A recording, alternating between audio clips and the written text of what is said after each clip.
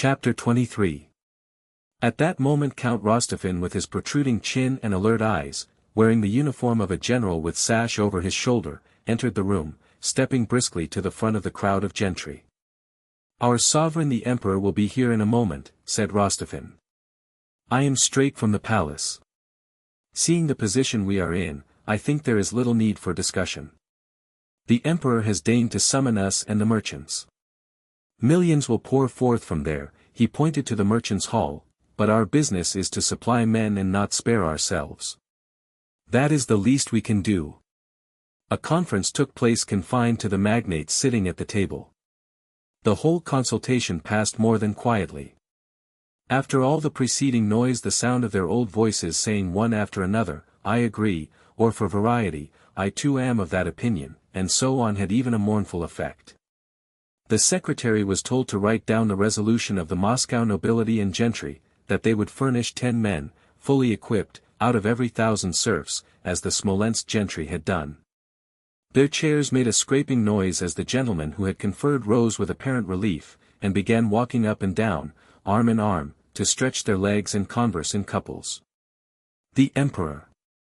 The Emperor!" A sudden cry resounded through the halls and the whole throng hurried to the entrance.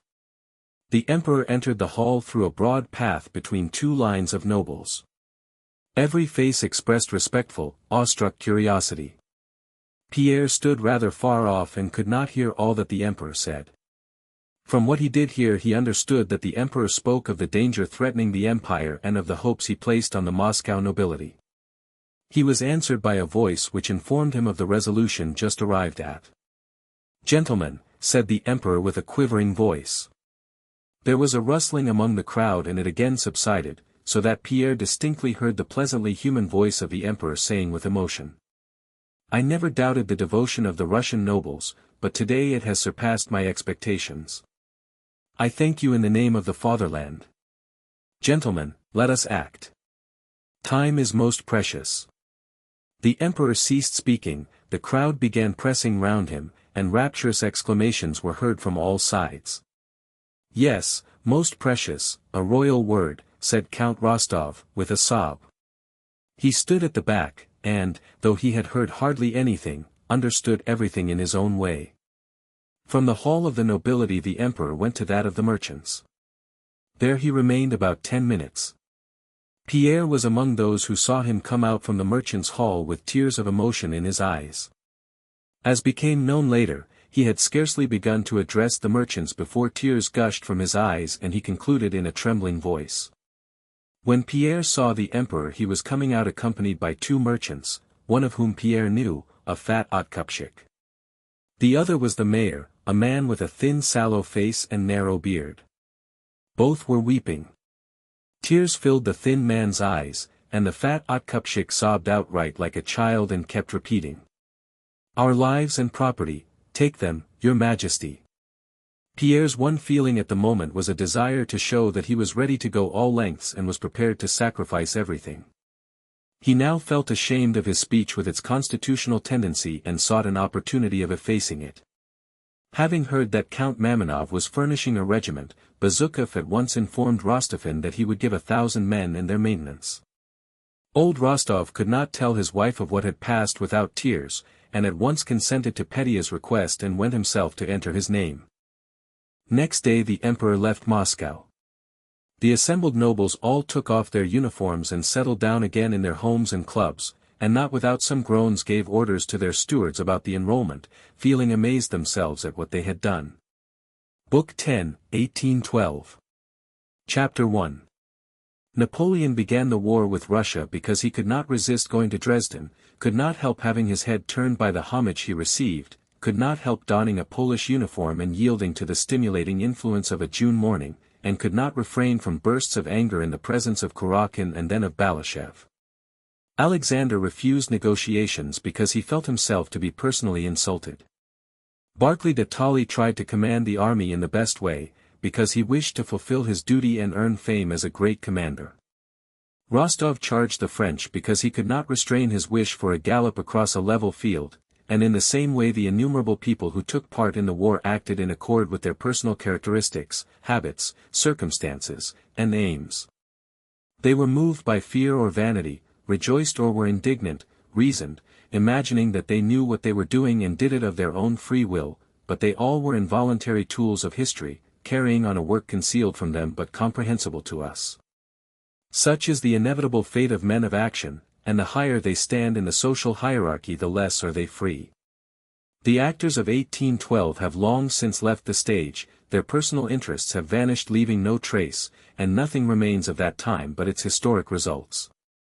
Providence compelled all these men, striving to attain personal aims, to further the accomplishment of a stupendous result no one of them at all expected, neither Napoleon, nor Alexander, nor still less any of those who did the actual fighting.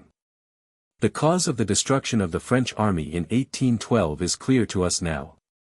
No one will deny that that cause was, on the one hand, its advance into the heart of Russia late in the season without any preparation for a winter campaign and, on the other, the character given to the war by the burning of Russian towns and the hatred of the foe this aroused among the Russian people. But no one at the time foresaw, what now seems so evident, that this was the only way an army of 800,000 men, the best in the world and led by the best general, could be destroyed in conflict with a raw army of half its numerical strength, and led by inexperienced commanders as the Russian army was. Not only did no one see this, but on the Russian side every effort was made to hinder the only thing that could save Russia, while on the French side, despite Napoleon's experience and so-called military genius, every effort was directed to pushing on to Moscow at the end of the summer, that is, to doing the very thing that was bound to lead to destruction.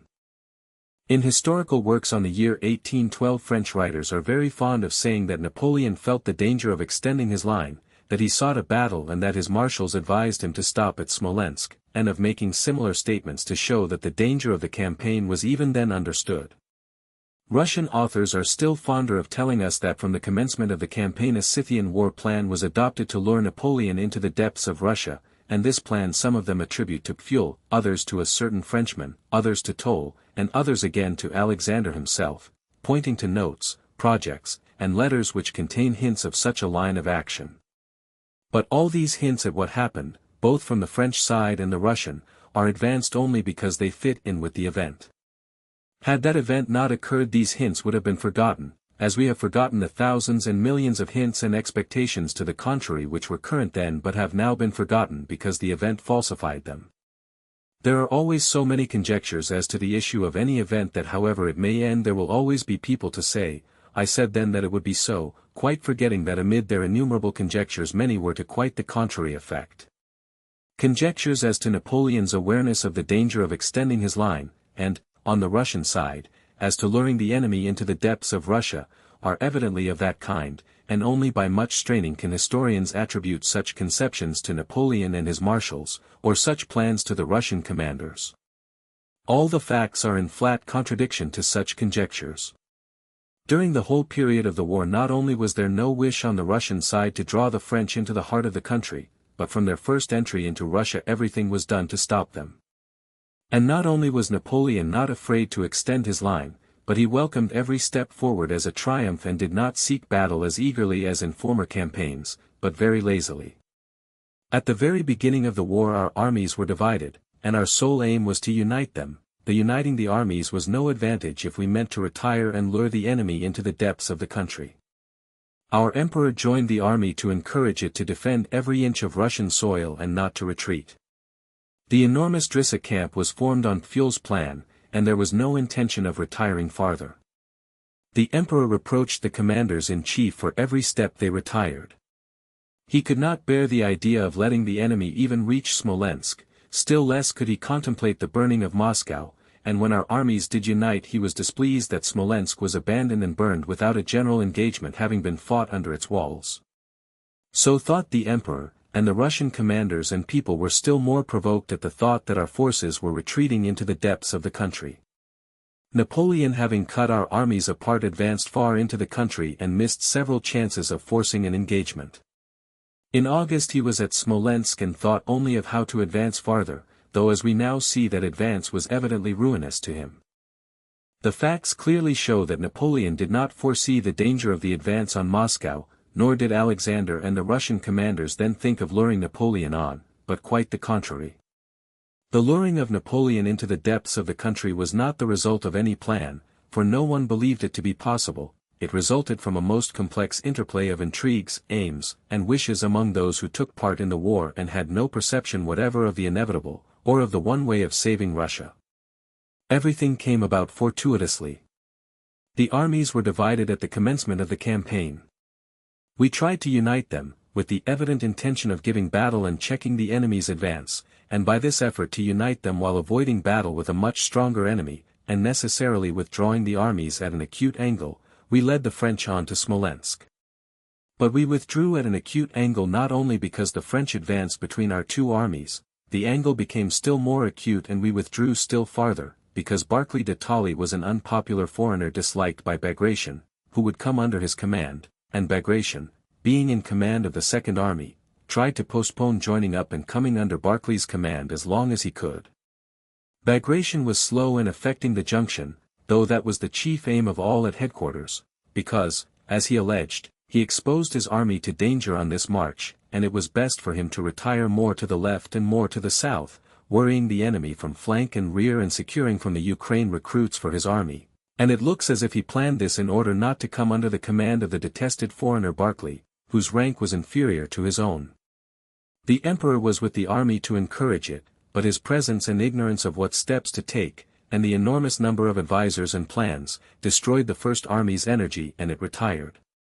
The intention was to make a stand at the Drissa camp, but Paulucci, aiming at becoming commander-in-chief, unexpectedly employed his energy to influence Alexander, and Pfuel's whole plan was abandoned and the command entrusted to Barclay. But as Barclay did not inspire confidence, his power was limited. The armies were divided, there was no unity of command, and Barclay was unpopular, but from this confusion, division, and the unpopularity of the foreign commander-in-chief, there resulted on the one hand indecision and the avoidance of a battle, which we could not have refrained from had the armies been united and had someone else, instead of Barclay, been in command, and on the other an ever-increasing indignation against the foreigners and an increase in patriotic zeal. At last the emperor left the army, and as the most convenient and indeed the only pretext for his departure it was decided that it was necessary for him to inspire the people in the capitals and arouse the nation in general to a patriotic war. And by this visit of the emperor to Moscow the strength of the Russian army was trebled. He left in order not to obstruct the commander-in-chief's undivided control of the army, and hoping that more decisive action would then be taken, but the command of the armies became still more confused and enfeebled. Benigsen, the Tsarevich, and a swarm of adjutants general remained with the army to keep the commander-in-chief under observation and arouse his energy, and Barclay, feeling less free than ever under the observation of all these eyes of the emperor, became still more cautious of undertaking any decisive action and avoided giving battle. Barclay stood for caution. The Tsarevich hinted at treachery and demanded a general engagement. Lubomirsky, Brunitsky, Locke, and the others of that group stirred up so much trouble that Barclay, under pretext of sending papers to the emperor, dispatched these Polish adjutants general to Petersburg and plunged into an open struggle with Benigsen and the Tsarevich. At Smolensk the armies at last reunited, much as Bagration disliked it. Bagration drove up in a carriage to the house occupied by Barclay. Barclay donned his sash and came out to meet and report to his senior officer Bagration. Despite his seniority and rank, Bagration, in this contest of magnanimity, took his orders from Barclay, but, having submitted, agreed with him less than ever. By the emperor's orders Bagration reported direct to him. He wrote to Arakcheev, the emperor's confidant, "It must be as my sovereign pleases, but I cannot work with the minister," meaning Barclay. "For God's sake send me somewhere else if only in command of a regiment. I cannot stand it here. Headquarters are so full of Germans that a Russian cannot exist and there is no sense in anything. I thought I was really serving my sovereign and the fatherland, but it turns out that I am serving Barclay. I confess I do not want to." The swarm of Brunitskys and Wintzingerodes and their like still further embittered the relations between the commanders-in-chief, and even less unity resulted. Preparations were made to fight the French before Smolensk. A general was sent to survey the position. This general, hating Barclay, rode to visit a friend of his own, a corps commander, and, having spent the day with him, returned to Barclay and condemned, as unsuitable from every point of view, the battleground he had not seen. While disputes and intrigues were going on about the future field of battle, and while we were looking for the French, having lost touch with them, the French stumbled upon Neverovsky's division and reached the walls of Smolensk. It was necessary to fight an unexpected battle at Smolensk to save our lines of communication. The battle was fought and thousands were killed on both sides.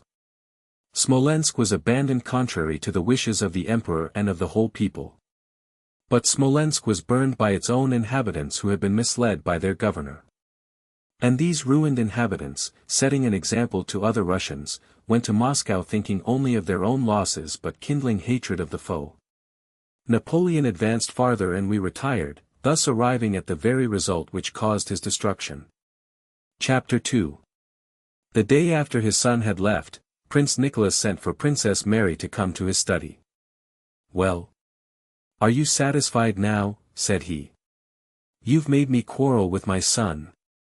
Satisfied, are you? That's all you wanted. Satisfied? It hurts me, it hurts. I'm old and weak and this is what you wanted. Well then, gloat over it. Gloat over it." After that Princess Mary did not see her father for a whole week. He was ill and did not leave his study.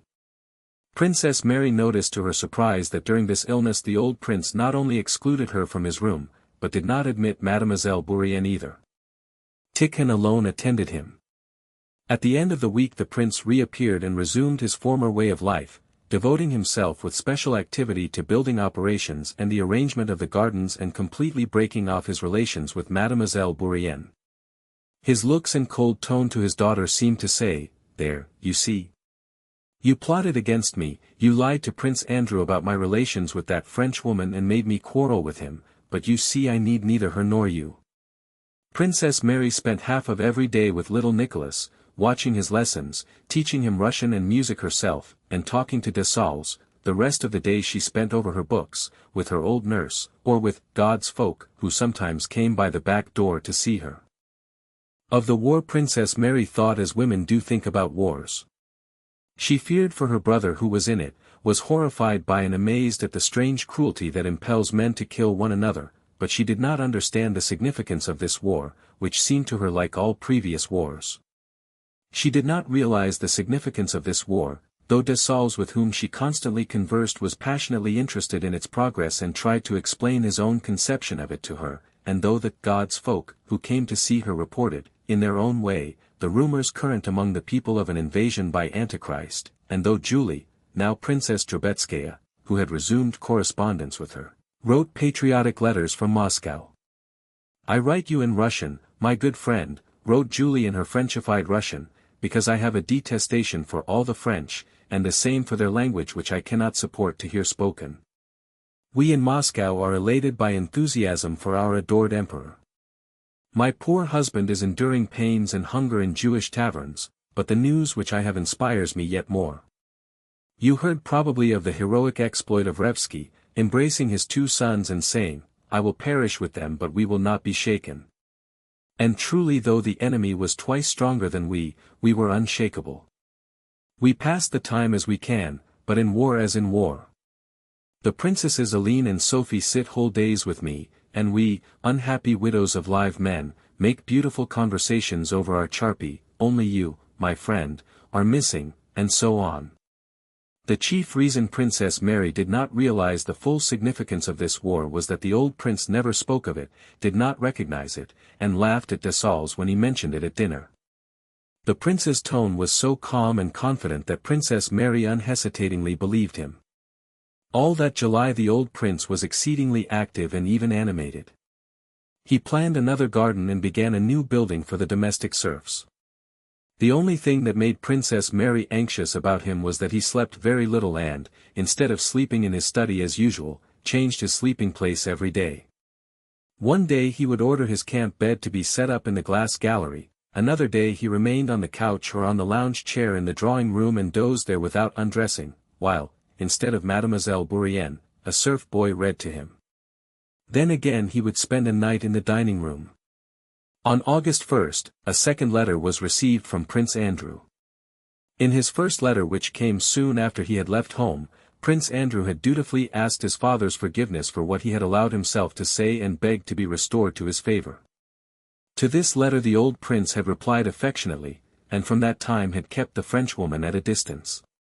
Prince Andrew's second letter, written near Vitebsk after the French had occupied that town, gave a brief account of the whole campaign, enclosed for them a plan he had drawn and forecasts as to the further progress of the war.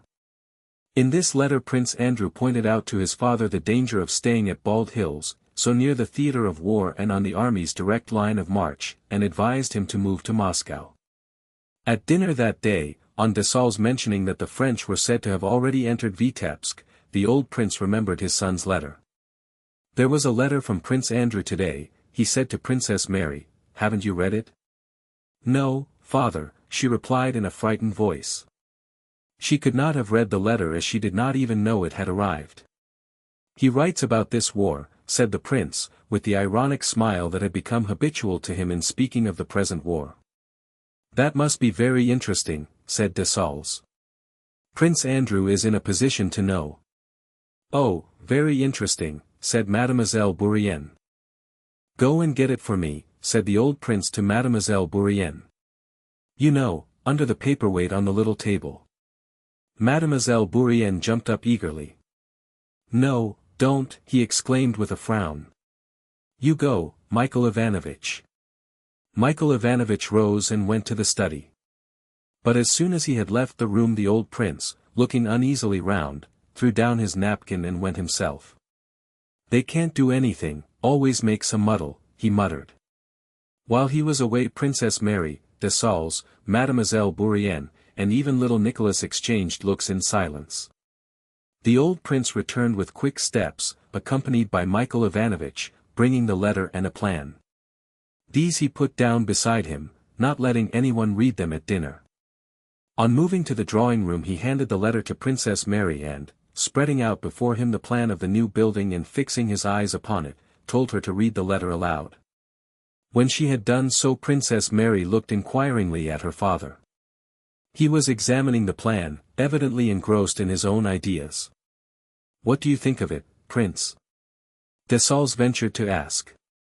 I, said the prince as if unpleasantly awakened, and not taking his eyes from the plan of the building. "Very possibly the theater of war will move so near to us that." "Ha ha ha. The theater of war," said the prince. "I have said and still say that the theater of war is Poland and the enemy will never get beyond the Niemen." Desaulles looked in amazement at the prince, who was talking of the Niemen when the enemy was already at the Dnieper, but Princess Mary, forgetting the geographical position of the Niemen, thought that what her father was saying was correct. "When the snow melts they'll sink in the Polish swamps." Only they could fail to see it, the prince continued, evidently thinking of the campaign of 1807 which seemed to him so recent.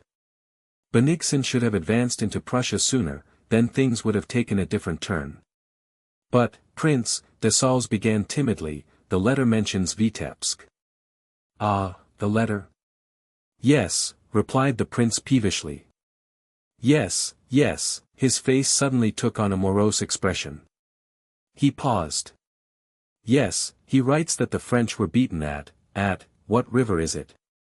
Desaulles dropped his eyes. "The prince says nothing about that," he remarked gently. "Doesn't he? But I didn't invent it myself." No one spoke for a long time. Yes. "Well, Michael Ivanovich," he suddenly went on, raising his head and pointing to the plan of the building, "tell me how you mean to alter it." Michael Ivanovich went up to the plan, and the prince after speaking to him about the building looked angrily at Princess Mary and Desaulles and went to his own room. Princess Mary saw Desaulles' embarrassed and astonished look fixed on her father, noticed his silence, and was struck by the fact that her father had forgotten his son's letter on the drawing-room table, but she was not only afraid to speak of it and ask Desaulles the reason of his confusion and silence, but was afraid even to think about it. In the evening Michael Ivanovich, sent by the prince, came to Princess Mary for Prince Andrew's letter which had been forgotten in the drawing-room. She gave it to him and, unpleasant as it was to her to do so, ventured to ask him what her father was doing. "Always busy," replied Michael Ivanovich with a respectfully ironic smile which caused Princess Mary to turn pale. He's worrying very much about the new building. He has been reading a little, but now, Michael Ivanovich went on, lowering his voice, now he's at his desk, busy with his will, I expect. One of the prince's favorite occupations of late had been the preparation of some papers he meant to leave at his death and which he called his will. And Alpatych is being sent to Smolensk? Asked Princess Mary. Oh, yes, he has been waiting to start for some time.